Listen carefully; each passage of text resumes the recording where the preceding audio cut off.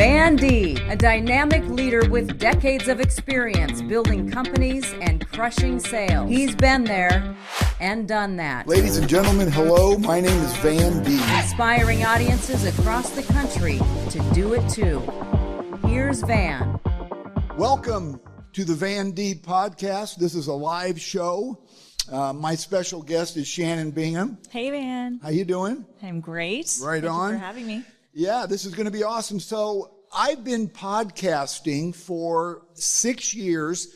I was actually Hurrdat Media's first podcaster, and they've all been audio in the studio. Hey, that kind of rhymed. Audio and studio. Good.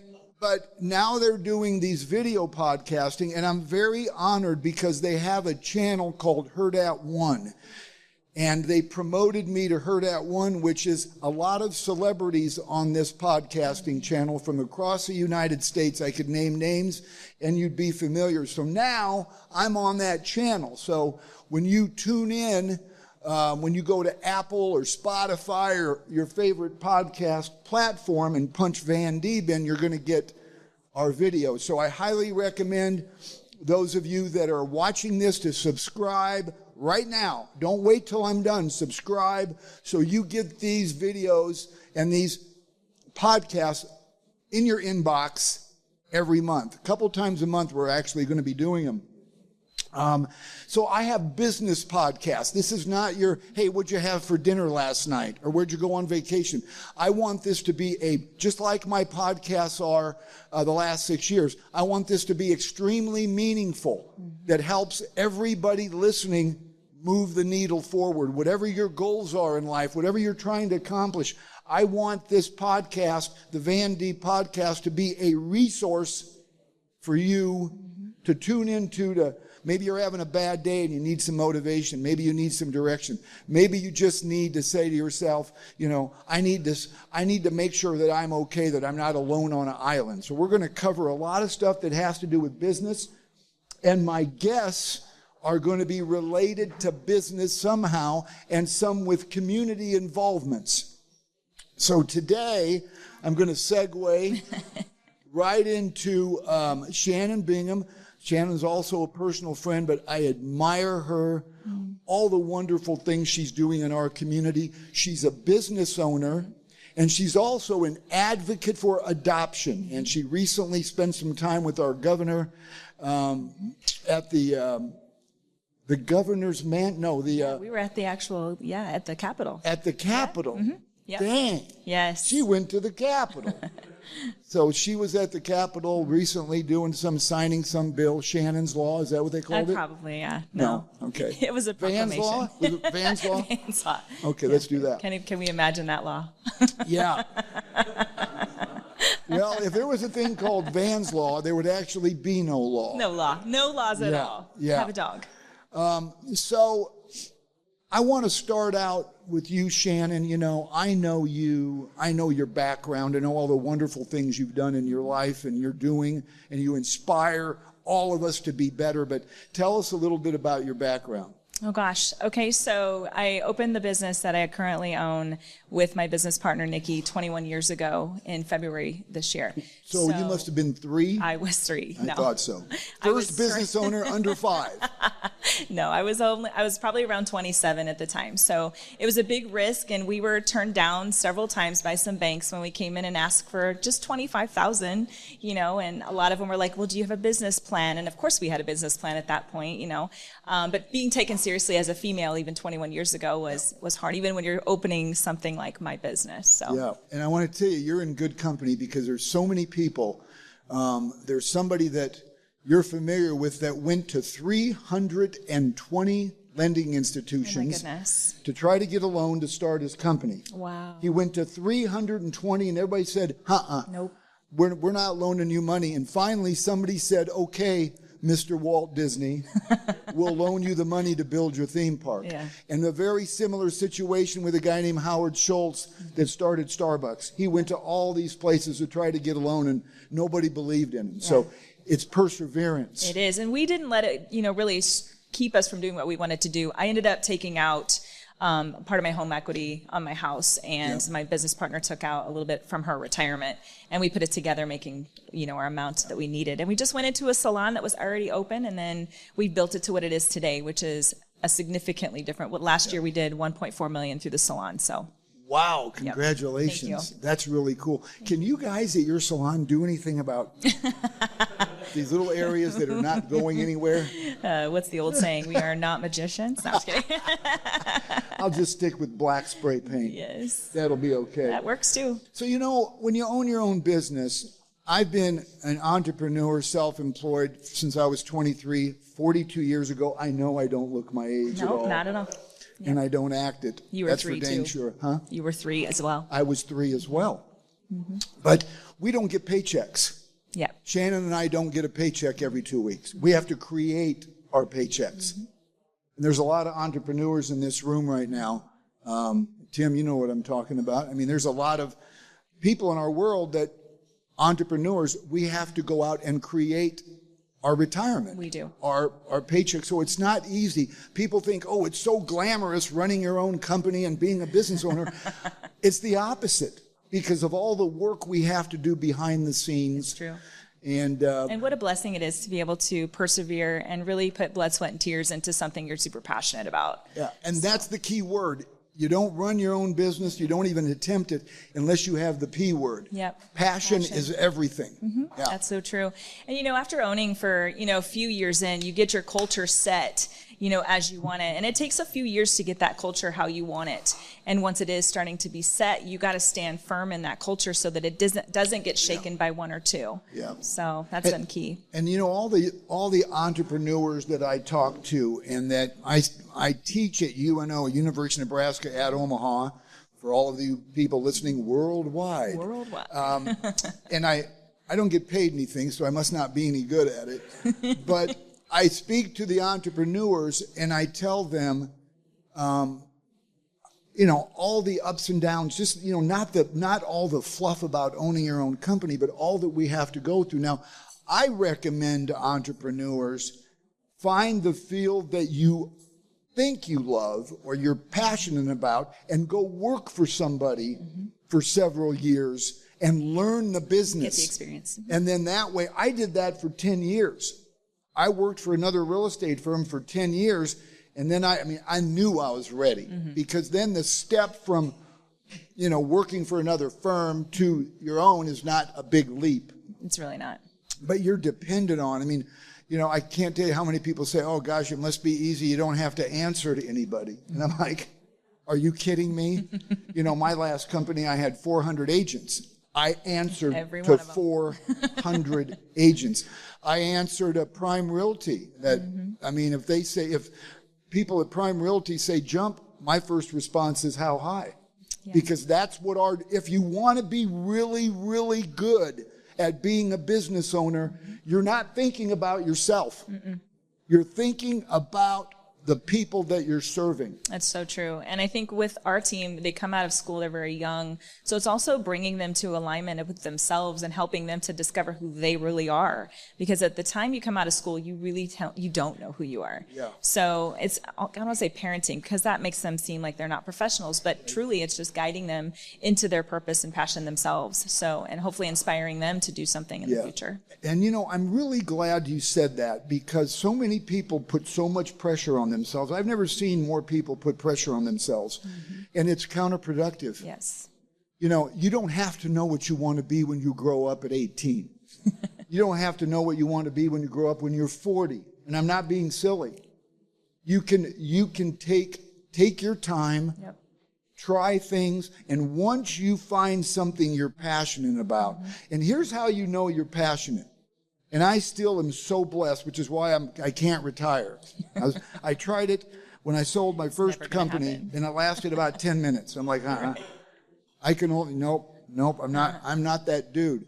But when you find something you're passionate about, you're going to be able to say, I get to go to work. Yes. Not I have to go to work. That's how you know you've landed where you need to be. And that's something I tell my boys all the time too, because they're now of age to be thinking about their career, is like when you do something you're passionate about, you don't feel like you're working. No. You truly feel like you're just enjoying life at that point. And it's important. And for me, I've actually expanded and done other parts of my career, even while owning. I've traveled internationally and been on stages across the nation and internationally. And it's important for me to be able to share the experiences. And not only that, but enjoy it along the way. Yes. So. And that's another thing I want to point out to my audience. Shannon is a great speaker. So if you're looking for a speaker, call me first and then her.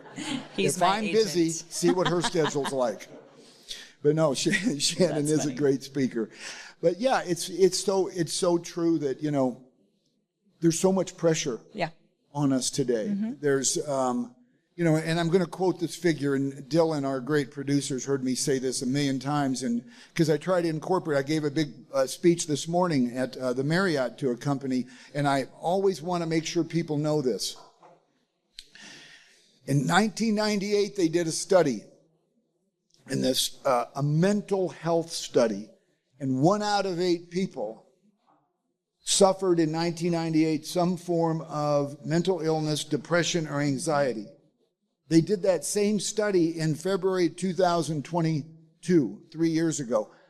1 out of 2.5 people suffer from some form of anxiety, mental illness, or depression. So what I'm telling you is, you don't know what people are going through.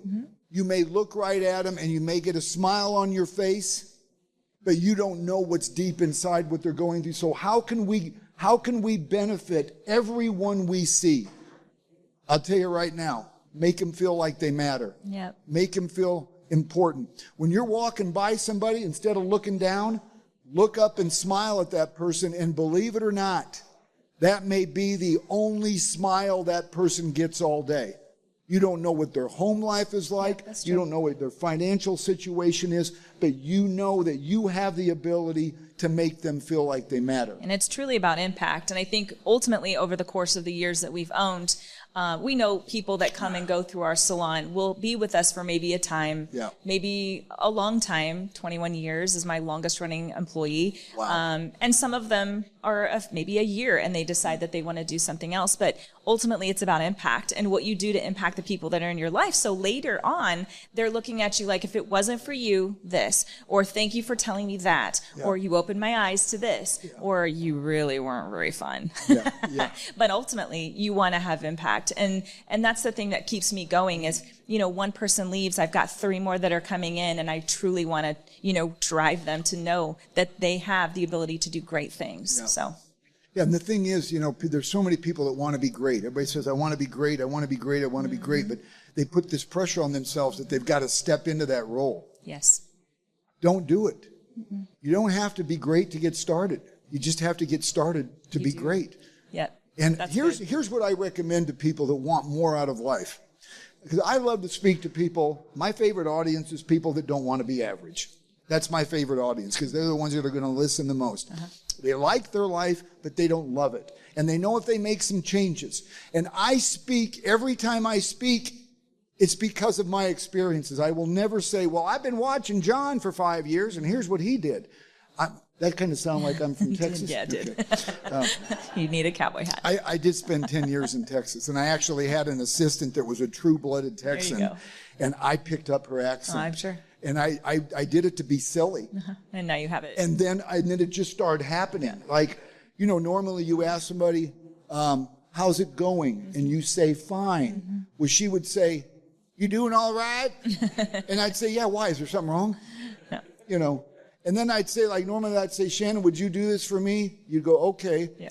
I used to say, hey, Deborah, would you do this? I didn't take you to raise. So yeah.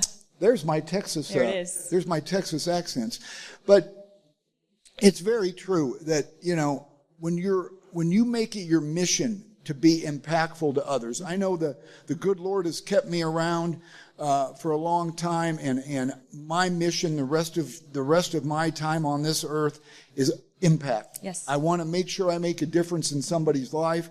I've been there, I've done that, and in real estate, I'm still doing it, and I'm doing it to encourage others that this is how. You show them how. Yeah, you show them how. I believe in leading by example. So if you've got children, if you've got a significant other, if you're managing people, if you've got anybody on your team, don't tell them, show them. Show them. Mm-hmm. And we live in a society where you hear a lot of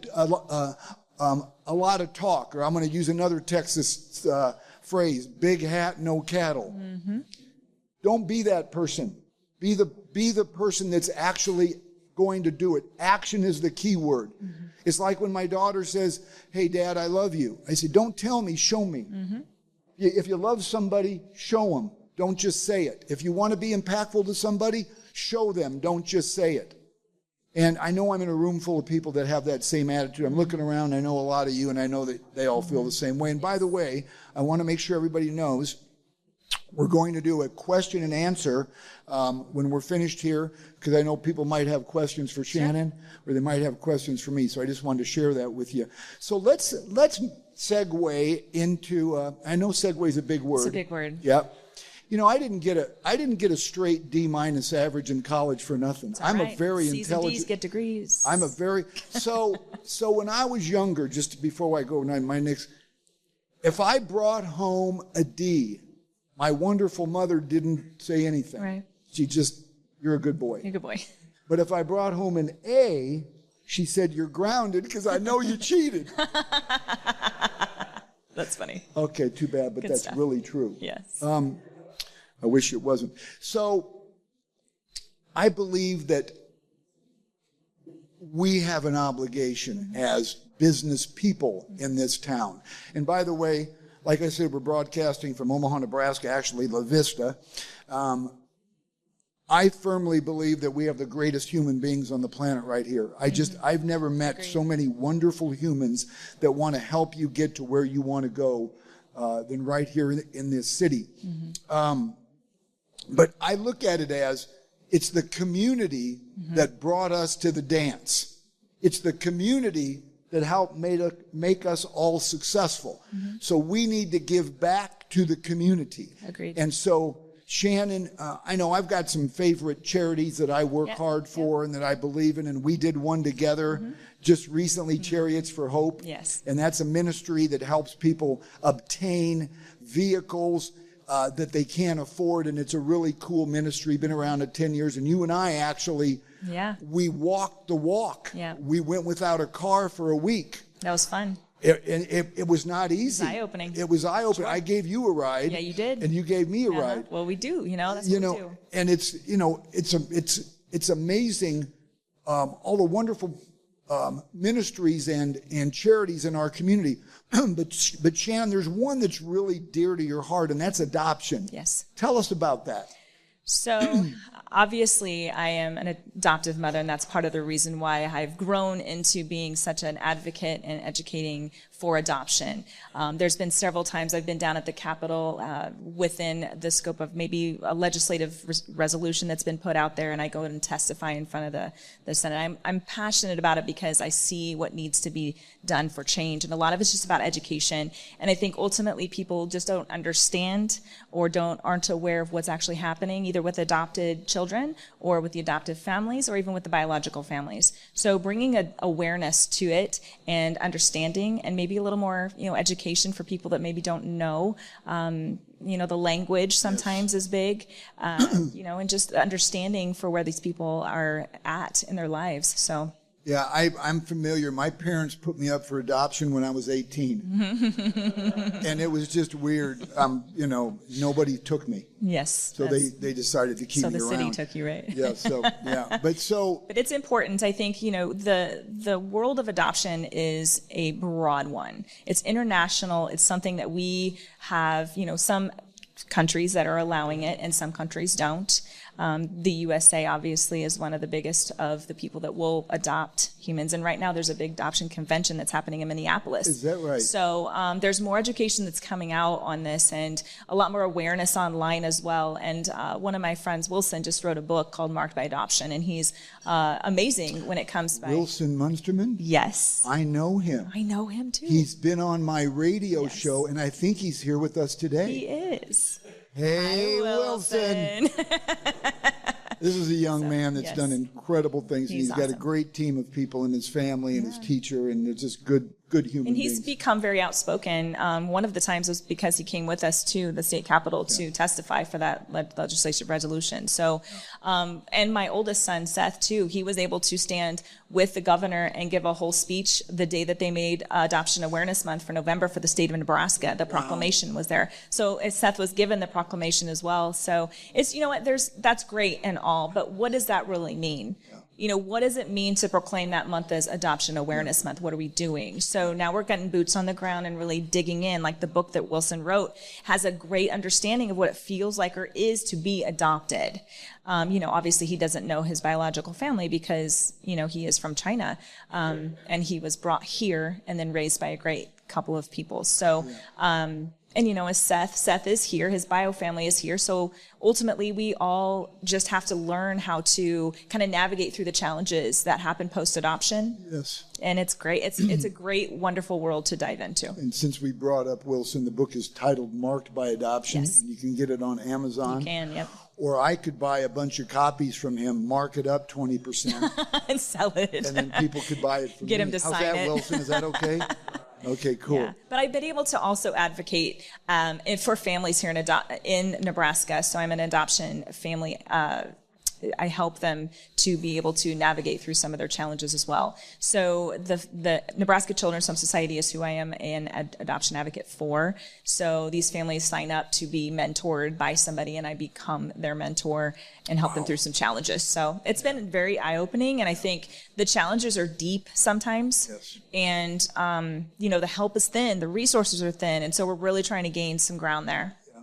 You know, and all these things that Shannon's telling you that she's doing, she doesn't get paid for them. No. She's a volunteer. Correct. And it's you do it out of, you feel obligated. Yes. And it's coming from your heart. More so. I want to do this. And you know, you look at what we do with business. And yes, thank you for bringing in the money through my salon. Thank you for bringing into the boutique. All of the things that we do. But really in the back of my mind, it's never about the income.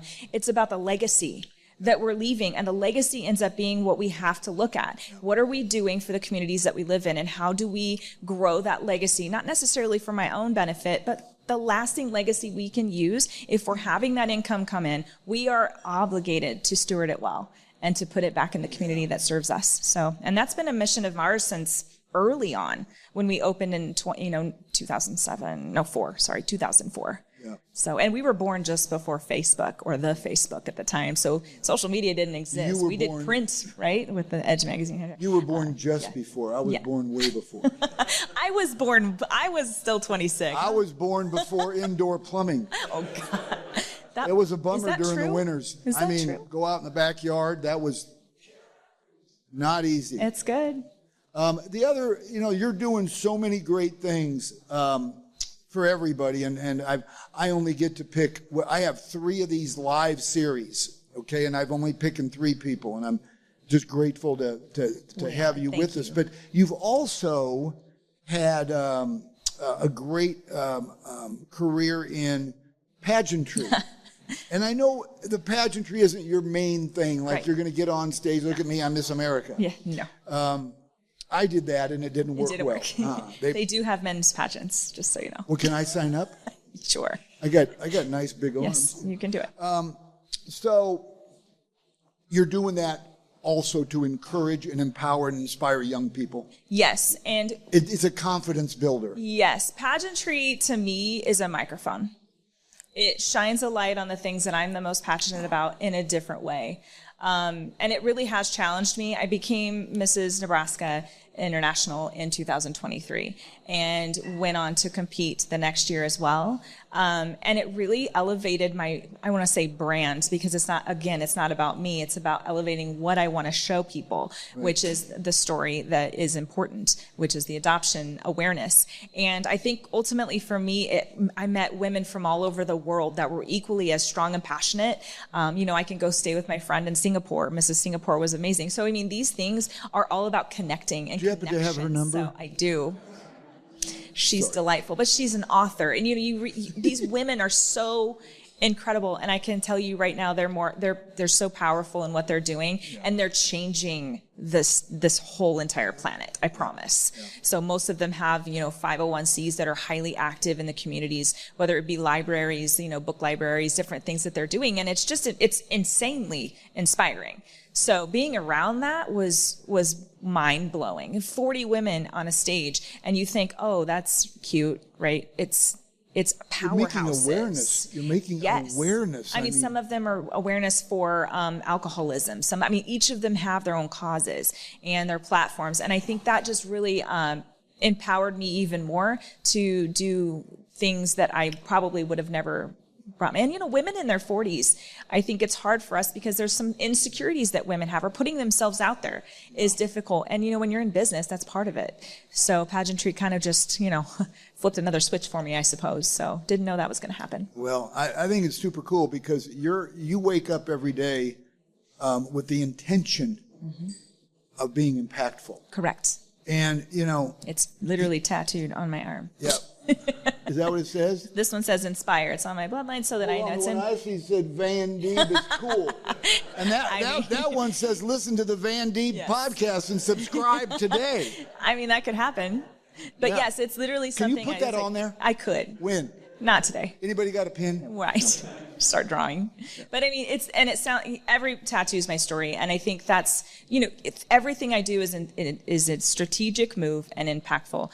And so I think it's important for people to move in that manner and be very strategic with their lives so that they do have that mapped out to be the most impactful. Yeah. And here's the cool thing, guys. This is one of my favorite messages that I really want to get across is you can be this person today.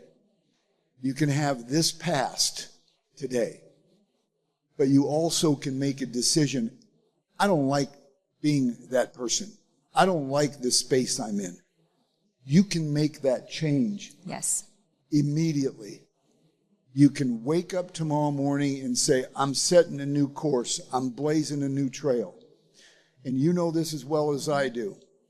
There's several motivational speakers that I admire, Jim Rohn, Zig Ziglar, and many others that have said, and you guys have all heard this, you're the average of the 5 people you spend the most time with. 100%. Is that about as true as you're going to get? Yes. If you show me your friends and I'll show you what you're going to be. Yeah. Yep. You show me your friends, I'll show you your future. Mm-hmm. That's exactly right. Especially in business too. Oh my gosh. I'm going to get around people that are going to bring me up now. Yeah. So, here's the thing. In business and in life, you're going to have people that aren't for you, especially if you're doing well. All of a sudden, they're going to find things that they don't like about you because you're happy and they're not.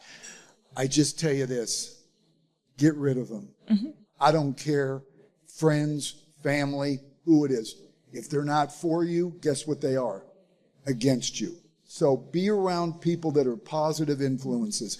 Be around people that not come up to you every day and say, you can do it, but at least not be critical. And, we have that in our industry. When I started my first real estate company back in 1993, I had all these people say, oh, there's no room for another real estate firm in Omaha. You'll never make it. Come be a manager with our firm. It's like, oh boy, I want to be a manager in your firm. Yay. But of course, I didn't do what I did to build one of the largest independent real estate firms in the Midwest out of spite. I didn't do it because they said I couldn't. I didn't do it to prove them wrong. I did it to prove myself right. Don't ever let somebody impact you that you're doing it because they say you can't. Mm-mm. You're doing it because you know you can. And like I say, God gave us this incredible ability to change courses midstream. If you're at a place in life you don't like, if you're with somebody that's not good for you, that's not going to help you move the needle, that goes into relationships. If your relationship isn't your biggest cheerleader, you can do this, move on. I know it sounds brutal, but it's the truth. You only get one shot at life in this form. How are you going to live it?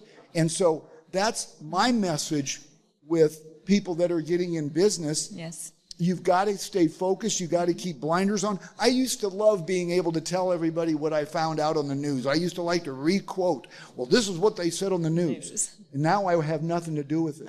Yes. Because I don't want to, I didn't buy a TV to have it make me feel bad. Right. Hey, I'm going to watch TV today and feel terrible. Right on. Just watch Shark Tank, and anytime Talladega Nights, Anchorman, or Step Brothers is on, watch those. Keep it on. Well, and I think, even with business, I'm in business partner. How many of you guys? Yes. That was Steve Carell, by the way. So I have a business partner, and we've been business partners for 21 years. And to be honest, I think that was something right off the bat was that, I needed to make sure I was partnered with the right person. And she has every strength that I don't have. Yeah. I wouldn't say don't have, but maybe isn't as strong in my wheelhouse. So as I'm the visionary and I'm casting this big net, I always say she's the hand that holds my balloon string. She's always been the ones that keeps me grounded enough, and the details come from her. And so linking arms with people in your life that help you along and give you that air that you need underneath your umbrella is so important. And I think that's the relationship piece, like he said, people that can speak into your life, but not necessarily cut you down at every angle. So I think I have people that can speak directly at me that I know love me and they support me, and they can still tell me, yeah, maybe this isn't your best move. But at the same time, in the back of their minds, they're like, I want you to succeed. It's the people that are telling you things that they don't want you to succeed. They need to be gone. So that's what I think fans getting at there too. Yeah, and here's the thing. People want to hold you down. They don't want to see this new person. They don't want to see the changes. A lot of people don't want to see what you're capable of. They want to see the past.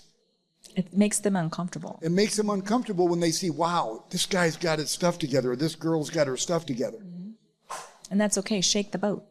And that's why you see and hear so many people say it's lonely at the top. You know why?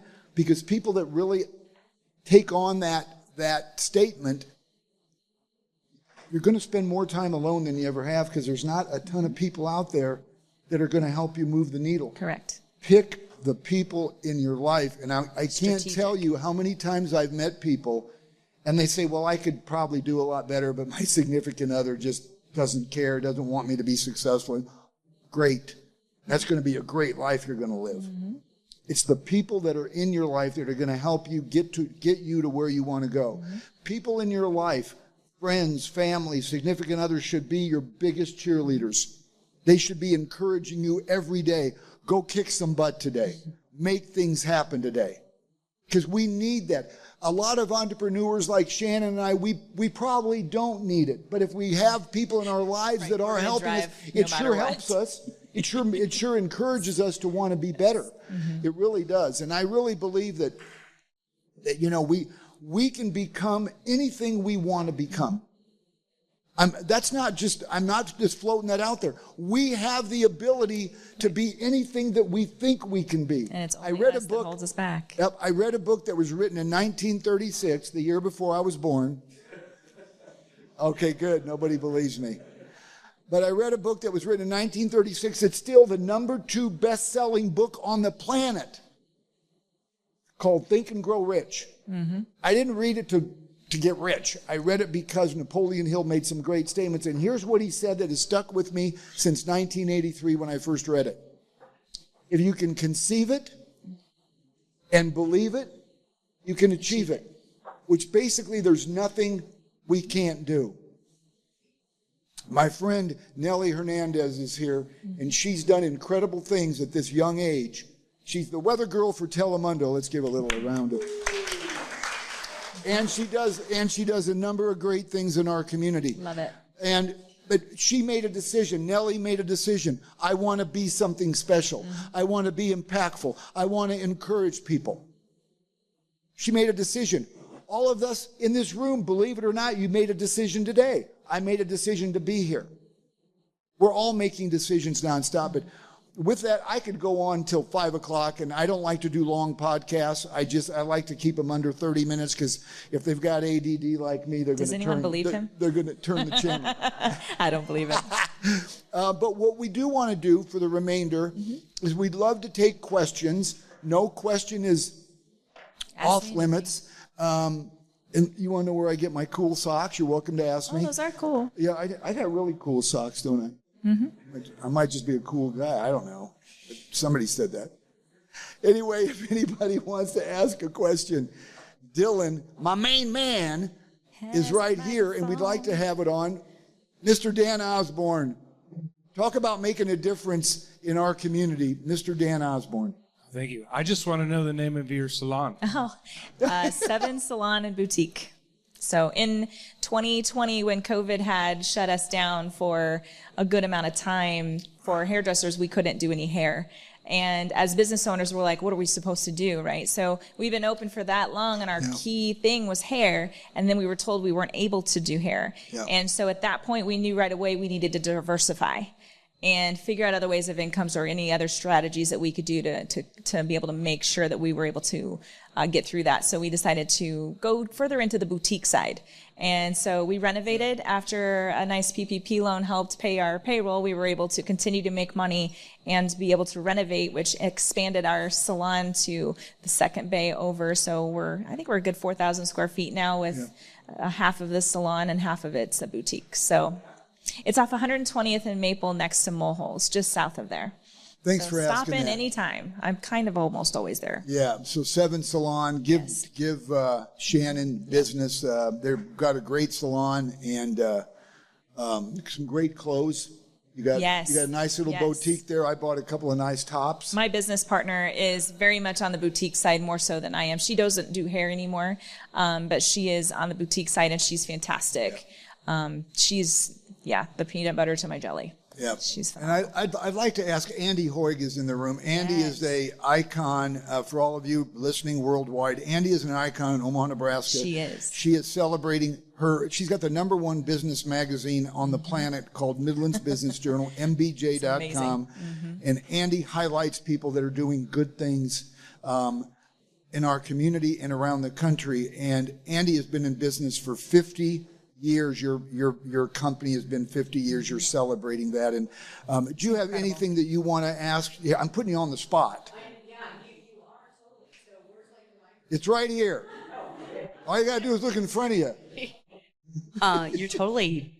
But my father founded Midlands Business Journal, but me and Shannon, we've been on a walking meeting or two together and really comparing from the entrepreneurial journey that we are. We'll speak to women too, because that's just a big thing. And watching your journey and looking at mine, it's not easy at all. So it's a grind every day. It's not when you own a business every day. You don't take time off from thinking about it. You don't. It is 24/7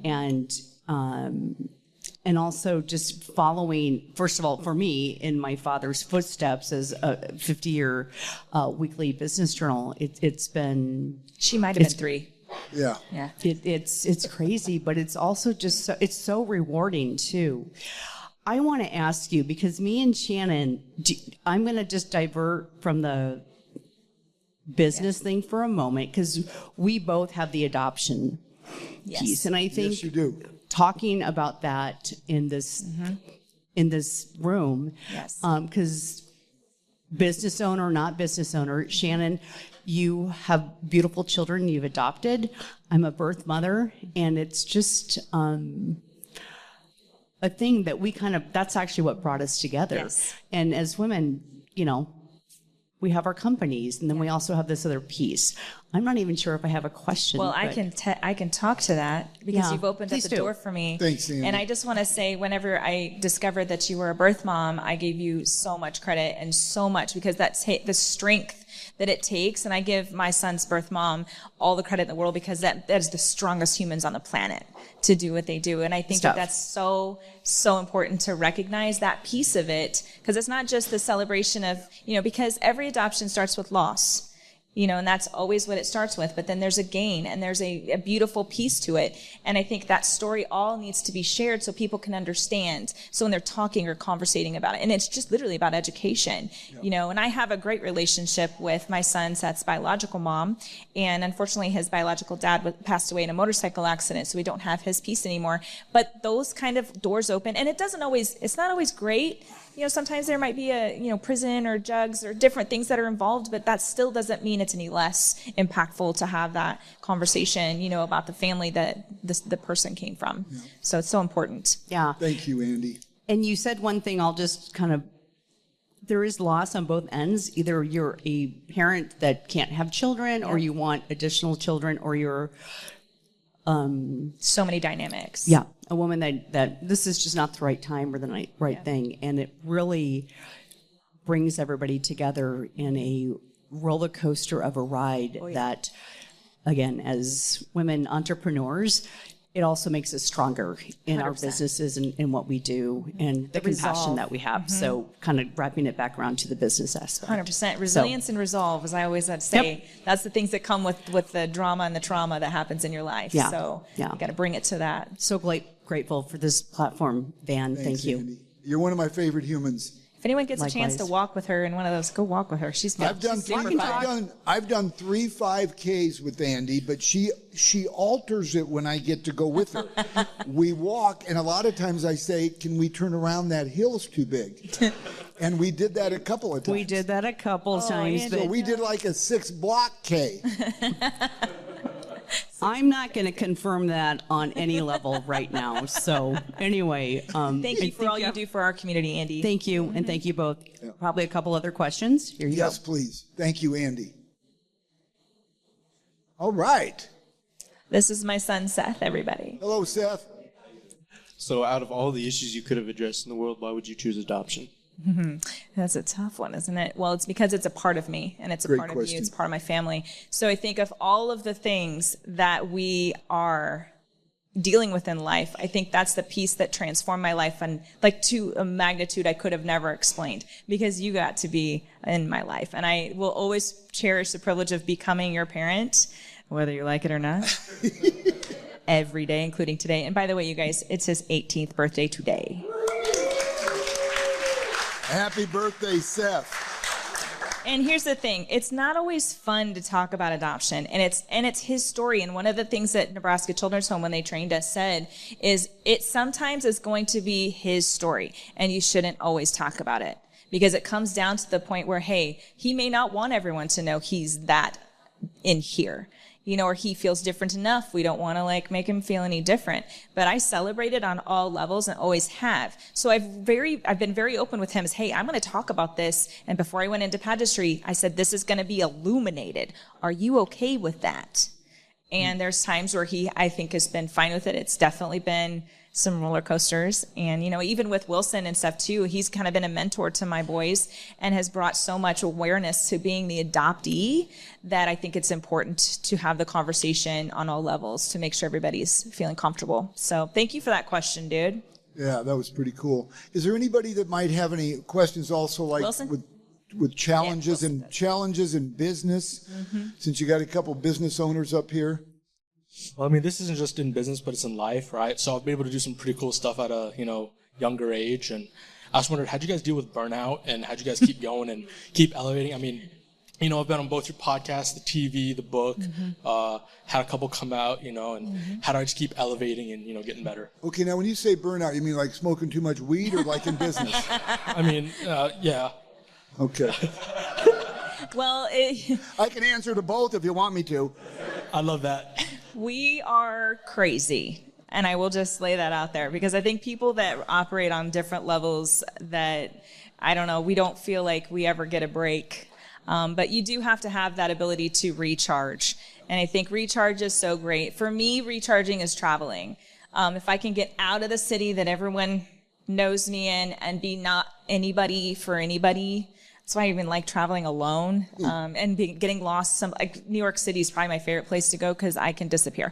Yeah. And it's not that I want to do, it's just, it literally is just, I need to be not me and focus on that centering again. My faith centers me. And so I think burnout can happen if you're doing too much in a place you're not familiar with. Yeah. So that's my opinion. In a appropriate response to that question, you've got to just stop and take a deep breath and do what your definition is of relaxing. Everybody's got a different definition of relaxing. Me, when I feel like I might be a little burnt out about things, I look to my dog. I spend time with my little 12.5-pound Havanese Baxter. He's so cute. He is cute, kind of like his dad. Yeah. But I spend a lot of, so burnout, to me, you find everybody's got a different way to chill out. Mm-hmm. And when I spend time with my dog, he just makes me laugh and takes my mind off everything.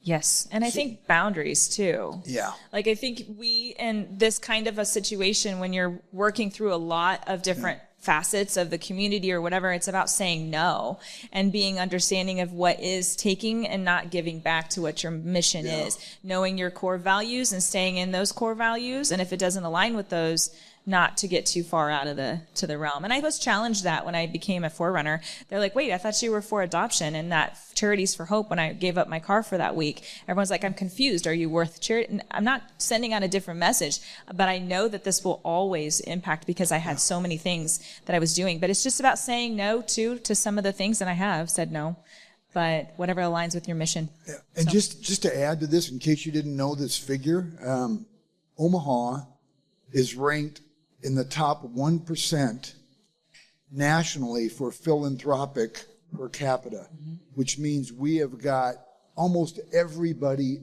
in this city, and probably most of the people in this room, is involved in contributing or helping to raise money or awareness for something. And I think it's pretty cool. I think we live in a great city that helping others is just secondhand. Yeah. It's not something that's a stretch. It's a great city to be involved. Any other questions that we might have before we... She's got one. Come on over. Come on down. Let me just plug for share.org. Is it shareomaha.org is a great one if you guys want to align yourself with a charity. Get on shareomaha.org. They're great for that. So. And another great organization is primehomerealtyne.com. And share that all over the world, okay? All right. Hello, my name is Andrea Gonzalez. Nice to meet you. You guys talked a little bit about how in your early 20s, it was a little bit harder to find yourself, find your passion. What are some things you did in your early 20s to get you to where you are today, or some things that you would have done differently? I'm going to take that first, Shannon. Sure. Okay, so... Great question. I worked for another organization for quite a while, and I knew what my passions were. And what I noticed is that people tend to kind of surround my station because they wanted to learn from me. And so those things, I took those cues and I thought, okay, if I'm somebody people want to learn from or hear from, this was before social media, so I wasn't an influencer. I was before I was, I guess. But I noticed that. And so I'm like, I have something to give. So I wanted to keep doing that because people just kept coming to learn. So I started to kind of foster those, things in reps and then I developed a program that has now taken my salon 21 years with the systems I've put into place based on those early years of things that were already happening that were just naturally happening. So if you're trying to find your way, trying to find your passion, what is already happening in your life that you know you're good at, that you can continue to, I would say, monetize or grow or scale, I guess is the word everyone's saying, right? So what is it that's making you you? And you can learn a lot about yourself on ChatGPT. Yeah. Just saying. It's a great but hopefully question. Hopefully that helps. Thank you. We'll go ahead and take another question. Thank you so much. I think you did a great job answering that. Hi. As a woman entrepreneur, what's some advice you could give other women who are barely starting off? Don't be scared. Don't be intimidated. And I say that lightly because I don't think men in general, this is not a man-hater thing for me, okay? Not a man-hater. I've got a few of them over there, so I'm not. But when it comes to business, I think women are going to be looked at as more emotional and the things that come with it. But that can also be a superpower and a weapon if it's used correctly in the certain times and certain avenues. It's not looked at well, like in banking. I guess when we went into the salon and the gentleman sat across from us and he put his, man spread on the chair. I can't do it because I'm in a skirt. Stuck his leg up and said, "So you want to open a beauty salon?" And we're like, "Yes." And then they're like, "Well, where's your business plan?" And we're like, "Here." And he goes, "You're going to need employees." And we're like, "We have 4. Here's their names." Talking down to you. Correct. And that's the things that I I kind of found it comical, to be honest, because he's asking us like we didn't know, and we came in more prepared than most people probably do. And especially with our area of expertise in a beauty business, that's kind of not necessarily looked at as something until recently as a big deal, because we can impact so many, because y'all needed to get your hair done during COVID, right? And all of a sudden we were not able to be looked at as not needed because we were essential. But I think ultimately when you're looking at that, not to be scared, not to be intimidated, and use that to grow, because eventually, I'm at the State House, sitting in front of 8 senators as the chair of the chair of the state board, and having to make a statement in front of them on behalf of our whole entire industry for a legislative bill that's about to happen. So if you're testifying, you can't be scared, correct? You got to jump in with both feet. So I think it ultimately looks at, how's your fear factor now? Are you confident? Are you strong? Are you strong in your resolve? Do you know what you want to do? Are you passionate enough about it to fight for it? And if you have all of those things in line, ain't no man gonna make you not have it. Ain't no man. So again, sorry, men, it has nothing to do. Yeah, you better be sorry. That. But it's just that's a real experience, though. That is a real and a valid experience, and it's not every man.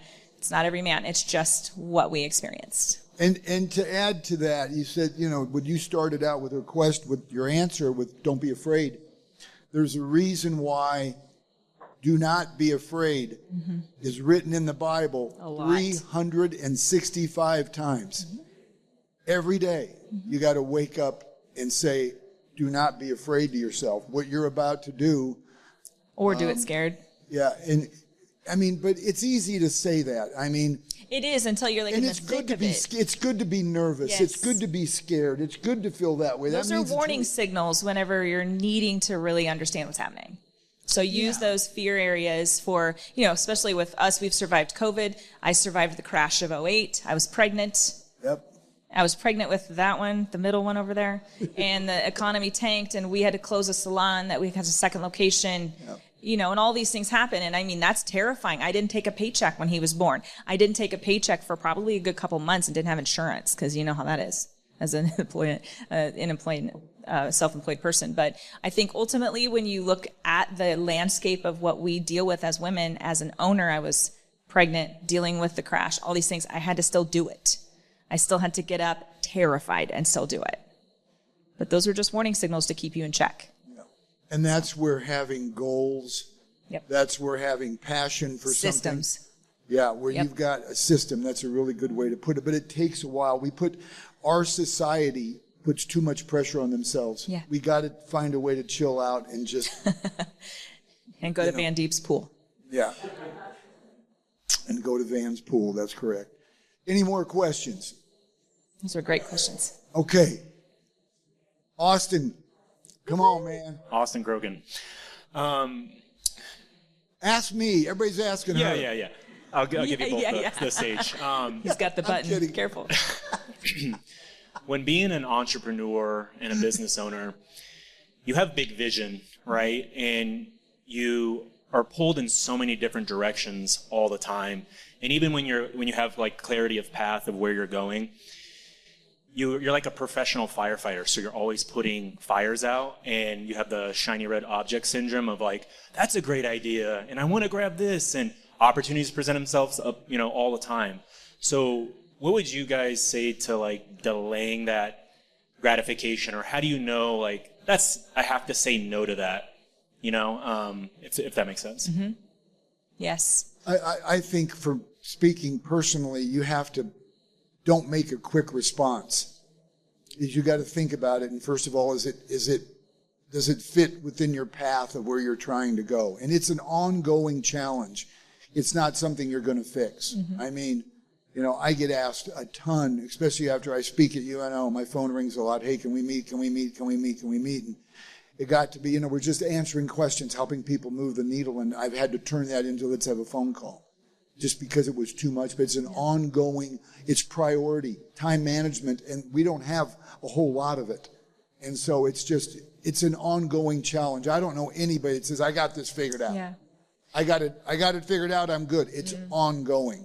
And you just keep getting better. If you look at the return on investment too, you can delay it and think about it, whatever, but if it really doesn't feed back into the cause that helps you gain more ground, the return on investment isn't there. You don't move in that direction. So I think, anytime you're challenged with, adding something into your life, you just want to make sure that it aligns with your core values and your core, your pillars that you figure out. And if you've never had anyone figure out what those are, you can always sit down and really lay out what those pillars are. And then from there, you can drive down and see exactly where that lines up. If it doesn't, then it's not part of it. You can't scale it, or if you can't, get something out of it, then it doesn't add to your life. It subtracts. And like he said, he switched them into phone calls.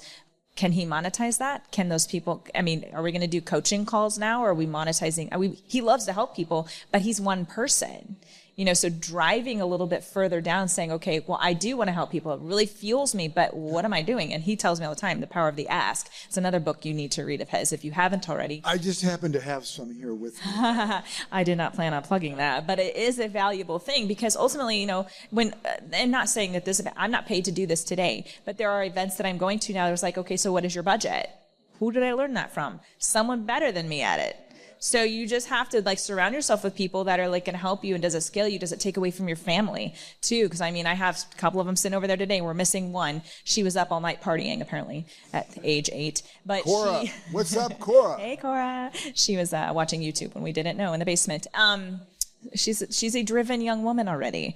So we just want to make sure that it's going to line up, not take away, not subtract. Build it into your life if it can. If you can scale and monetize it, then go after it. I like that. And then last thing, you mentioned systems. What systems have helped you in your life? I'm a strategy person when it comes to my business. So I think through a lot of the areas of my business, including starting first and foremost with who I'm hiring. I can't train.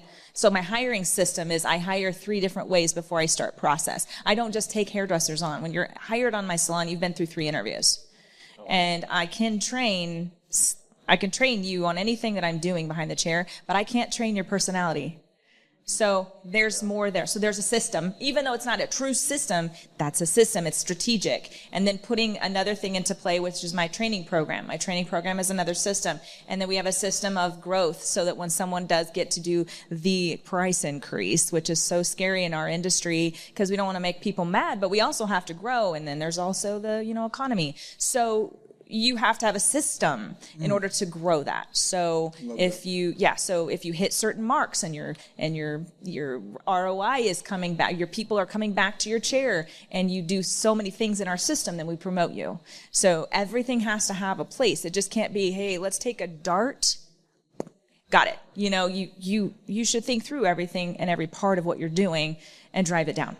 So does that make sense? Yeah. Thanks for the question. That's a great question. And thank you. And with that, yes, just go ahead and clap. Yeah. With that, we're going to end the podcast. Like I said, I'm super grateful for all of you that came today for our first live podcast. It's Hurrdat's first live podcast in a series they're doing all summer. I'll be doing another live podcast on July 29th, right here, same time, and August 25th with different guests. So we would love to have you come back, and anybody that's watching would like to attend. We'll be having some social media posts about it. And I'm encouraging everybody watching this podcast to please subscribe so you get these in your inbox. I'll be doing 2 video podcasts a month in the studio with my man Dylan. And I guarantee you they're going to make your day better, and they're going to hopefully help encourage you to be the best you can be and live the best life you can possibly live. And Shannon, I can't tell you how grateful. Well, I'm a big fan of yours. I love what you're doing. Thank you. And I got to give a shout out to my husband. He's over here too. He's also an entrepreneur. He owns a locksmith company in Des Moines and Omaha. So we got a whole lot in our house that's crazy. So if you lock yourself out, that's why he's over there waiting for the calls. Yeah. But I just want to say thank you for having me. Yeah, thank you for coming, and thanks to all the people that came to this. We know time is really valuable, and so your time is very much appreciated here today. And I'm grateful for all of you watching the Van Deeb podcast. Thank you.